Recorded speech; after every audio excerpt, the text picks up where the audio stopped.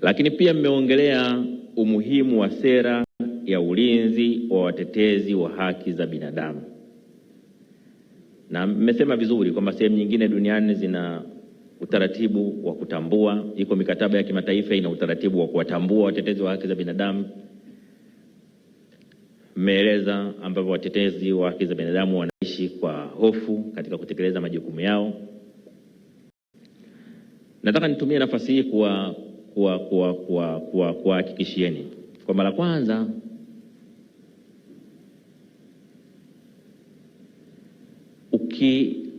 ukiona watetezi wa haki za binadamu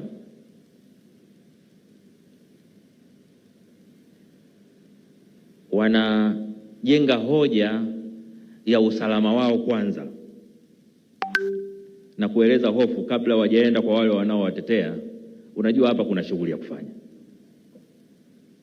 Hapa kuna shughuli ya kufanya. Nataka niwahakikishieni kwamba ni jukumu la serikali kusimamia usalama wa maisha ya raia. Huu ni wajibu wa kisheria na kikatiba. Katiba yetu, jukumu la kwanza la msingi la serikali ni usalama wa maisha ya watu na mali zao. Kwa hiyo tutakuwa serikali ya ajabu sana ambayo inashindwa kuridhia mkataba unaowalinda raia zake. Kwa hiyo nitumie nafasi hii kuhakikishieni kwamba hili tunalichukua kwa uzito unaostahili. Na kwa kweli wakati tukiongelea utaratibu huu kuweka kwenye katiba, kwenye sheria, kwenye nini, lakini wakati tukiendelea kwa sheria tulizo nazo, na vitaka vyombo vyetu vya ulinzi na usalama sio tu kusimamia usalama wa watetezi wa haki za binadamu, lakini kuendelea kusimamia usalama wa Watanzania.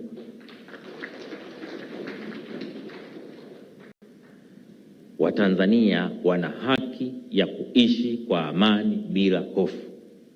Ni haki yao ya kikatiba. Kwa katiba hii tulionayo, Watanzania wana haki ya kuishi kwa amani. Na nimeona hata katika mambo mlioyaeleza kwa kirefu pale ni pamoja na maridhiano pamoja na katiba mpya. Lakini mbona niliambiwa katiba mpya nyinyi hamtaki? Hebu wasiotaka katiba mpya wainue mikono.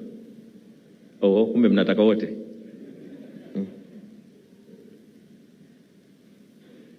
Sasa hebu niseme kidogo kwenye hili la katiba. La kwanza,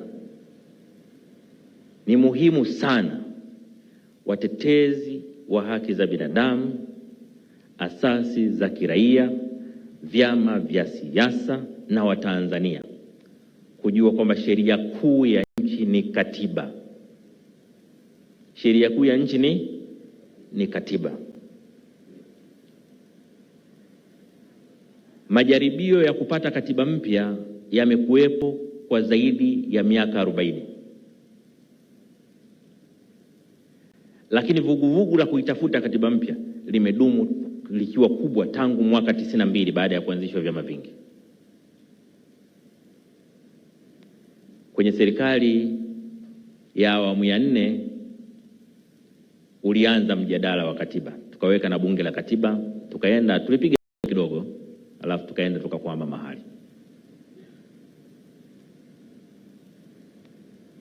Tunaweza tukawa na mambo 40 ya kupigania, lakini katika mkakati wowote lazima uchague jambo kubwa ni lipi.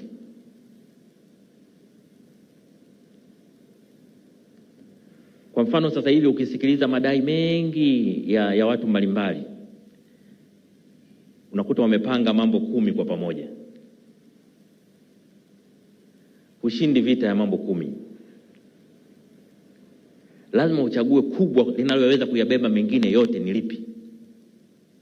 Na katika utawala bora katika nchi, kitu kinachoweza kubeba mengine yote ni katiba.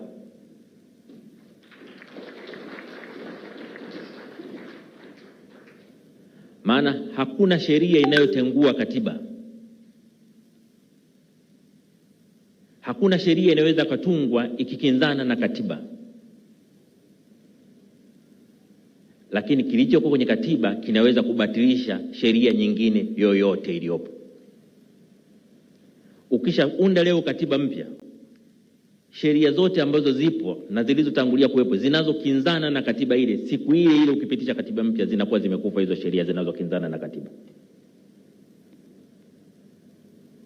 Ndio maana kama nina kitu cha kuwaambia Watanzania, ningewaambiwa hebu makamu wa rais waambie Watanzania jambo moja tu. Wakisema una jambo la kuwaambia Watanzania moja tu, unapewa nafasi ya mwisho, sema moja, nitasema pambaneni mpate katiba mpya.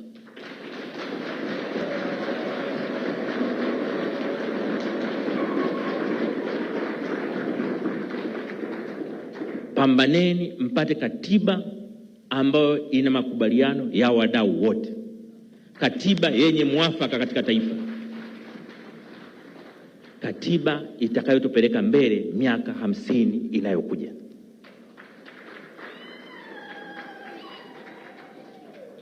Katiba ambayo kila Mtanzania popote alipo atajisikia fahari kujitambulisha, mimi natoka Tanzania. Yenye katiba inayojali maisha ya mtu, lakini pia katiba inayoheshimu haki za raia wake. Katiba inayotupeleka kwenye maendeleo, si maendeleo ya mali tuna uchumi, lakini maendeleo ya heshima na utu wa binadamu anayeishi katika Tanzania.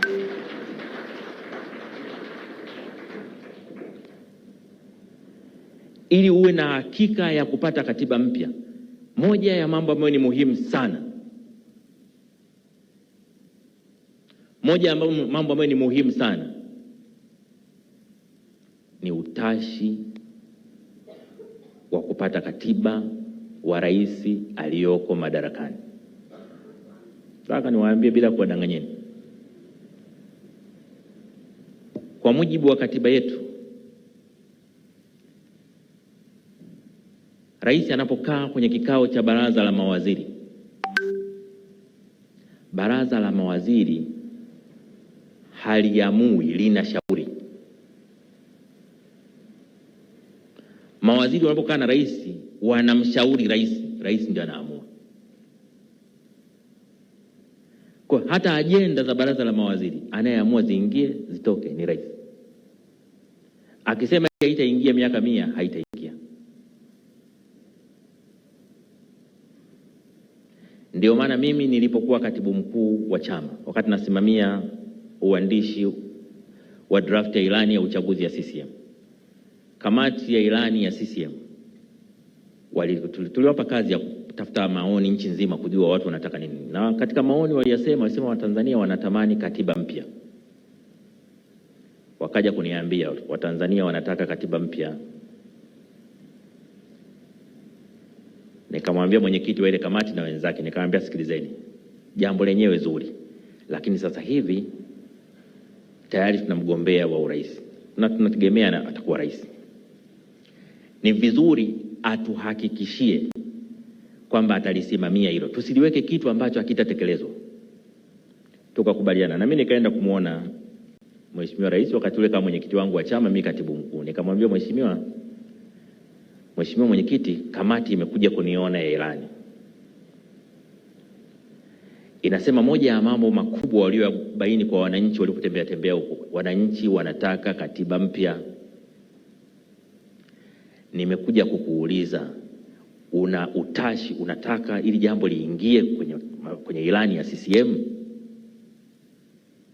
Akanijibu hivi, katibu mkuu, tume ya haki jinai niliyoiunda, katika moja ya mapendekezo yake nayo ilibaini kwamba Watanzania wanataka katiba mpya, na niliwaahidi kwamba nitalitekeleza. Siwezi kuacha ahadi yangu, liwekeni.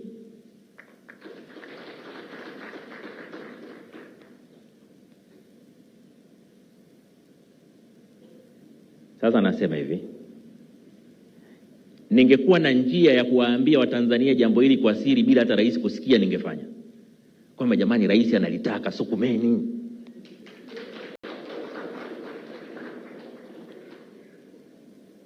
Lakini mazingira ya ruhusu, inabidi tuniseme kwenye jukwaa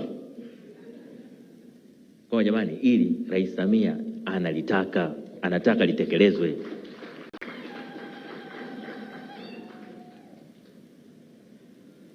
Ni vizuri tukatumia fursa hii ambaye rais analitaka likatekelezwa.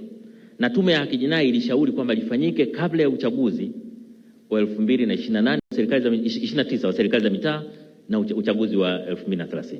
Lakini pia hata tume ya juzi ya Chande na yenyewe imesema katiba mpya hiyo imepatikana by mwaka 2028 ili itumike 29 na 30. Komaeni hapo.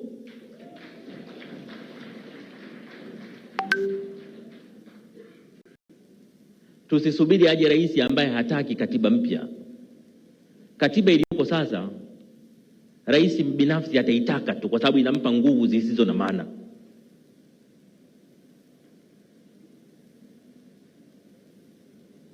Tusiruhusu tupate rais ambaye hana hamu na katiba. Tutaitafuta tena katiba kwa miaka 50 mingine.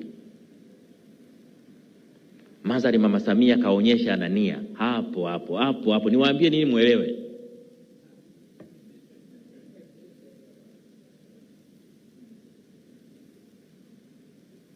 Lakini hata yale mapendekezo ya Tume ya Haki Jinai yako zaidi ya 350 ambayo ameagiza yatekelezwe. Nataka niwaambieni, yapitieni ya mapendekezo. Kama yakitekelezwa, nchi yetu haitabaki ilivyo sasa hivi. Kuna mambo ya ovyo mengi yanafanyika hapa. Rais kasema tusolve haya mambo, tuyaondoe. Viko vitu vingi vile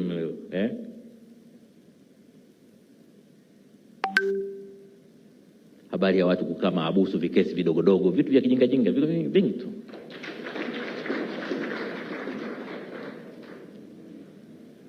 Habari ya watu kukosa dhamana kwenye vikosa vya kijinga, viko vingi tu. Habari ya watu wakati mwingine mtu ana hamu, maana unajua kuna wakati unakuwa na watu wana roho mbaya. Unakuta mtu mmoja amekaa na roho mbaya pale, ana hamu tu mwenzake alale mahabusu. Sasa kwa kuwa ana hamu alale mahabusu, anajua Jumamosi na Jumapili hakuna anayepata dhamana, anakupeleka kituoni saa 9 kasoro hivi siku ya Ijumaa ili tu awe na uhakika utalala siku 2. Sasa tunao watu wa hivyo nchi. Lakini kule kwenye mapendekezo yale anasema vitu gani vitafanya mtu akae mahabusu? Kesi gani zitafanya mtu akae mahabusu? Uwezi tu kuamka asubuhi unambandika mwenzako kesi alafu hiyo. Sasa mambo haya ndio nasema ile tu tukisema anachohitaji rais kujua ni kwamba watetezi wa haki za binadamu wanaunga mkono maelekezo yake ya mapendekezo ya Tume ya Haki Jinai yatekelezwe. Tukifika hapo tutakuwa na nchi nzuri sana. Tutakuwa na nchi bora kuliko wakati mwingine wote ambao mnafikiria. Kwa hiyo naomba mtoke hapa mkijua kwamba fursa tumeipata ya kupata katiba mpya kabla ya 2030. Kupata katiba mpya kabla ambayo itatumika katika uchaguzi wa 29 na 30. Narudia kutumia maneno magumu, tukomae hapo.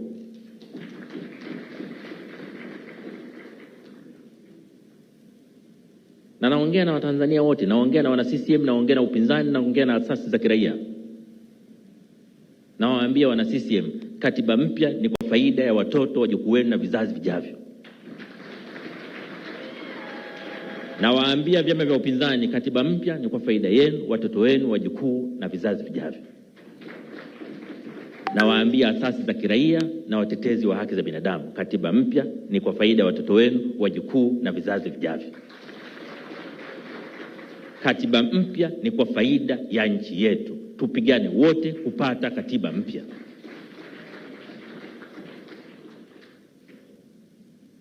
Tukishafika hapo, kasi ya maendeleo na mabadiliko kwenye nchi yetu itakuwa kubwa kuliko mnavyofikiri.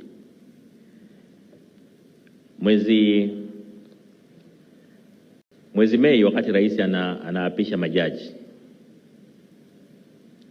kama mlisikiliza hotuba yake, Mheshimiwa Rais Dr. Samia Suluhu Hassan alisema, katika moja ya maneno alisema haki ni msingi wa amani. Haki ni msingi wa amani. Na mimi alipomaliza pale, wakati tulipoongea baadaye, nikamwambia Mheshimiwa Rais, kama kuna kitu na kushukuru ni wewe kusema hili, haki ni msingi wa amani, kulisema hadharani, ili viongozi wote tulio chini yako tulihubiri hili kwamba haki ni msingi wa amani. Ukishaanza kuogopa kutamka haki ni msingi wa amani, unaanza na kuona haya kutekeleza haki. Maneno yanazaa matendo. Kwa hiyo tunapoanza kulitamka, maana yake ni kwamba sasa tunajielekeza katika kulitekeleza. Hakuna mashindano ya nani anaanza. Haki ni msingi. Haiwezekani mtetezi wa amani akawa adui wa haki na mtetezi wa haki akawa adui wa amani. Alifikiriki. Ni jambo ambalo ni muhimu tujiepushe nalo. Mimi natamani tuwe na Tanzania ambayo kila Mtanzania anajisikia fahari ya utanzania wake. Kila Mtanzania anajisikia amani ndani ya nchi yake. Kila Mtanzania anajisikia yuko salama ndani ya nchi yake. Kila Mtanzania ana hamu ya kuchangia katika maendeleo ya nchi yake. Hiyo ndio nchi naitamani. Natamani nchi ambayo tunatofautiana katika itikadi, tunatofautiana mambo ya vyama vya siasa, tunatofautiana mambo ya dini na makabila, lakini tunatambuana kwa utanzania wetu. Hii ndio nchi ninayoitamani. Natamani nikikutana na mwanaharakati yoyote yule, nimtambue kwa uwezo wake wa kufikiri na kushawishi. Maana kuna wakati namwangalia kwa mfano Maria Sarungi. Maria Sarungi, wakati sisi tunasoma shule ya msingi, nilikuwa nasoma shule ya msingi ya Oysterbay pale. Tulikuwa tunasali wote kanisa la Oysterbay. Sasa sisi St. Peter pale. Sasa sisi tulikuwa tunapenda kwenda misa ya Kiingereza. Yeye sijui Kiingereza alijifunza wapi, lakini tulikuwa tunapenda misa ya Kiingereza kwa sababu yeye anaenda kusoma somo vizuri pale. Kwa mimi nikikutana na Maria, ninachokumbuka haraka ni akisoma somo kanisani.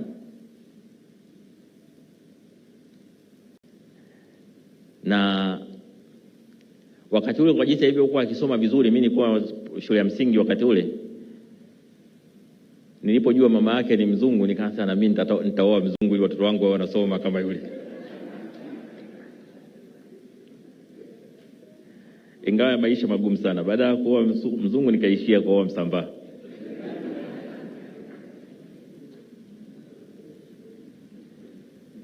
Lakini ninachotaka kusema ni kwamba natamani nikiwa mimi mtu ananiona pale nimekaa na Maria Sarungi aseme wanaongea mambo ya nchi yao.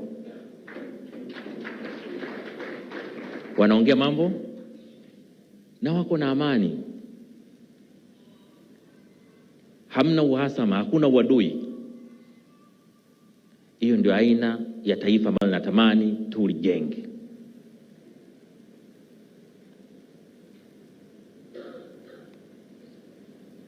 Kwa kila mtu ni muombe kila Mtanzania atumie kila nafasi alionayo kurudisha umoja, kurudisha mshikamano, lakini pia kusimamia haki kama msingi wa amani. Baada ya maelezo hayo, sasa kwa heshima kubwa natamka kwamba mkutano wa THRDC umefunguliwa.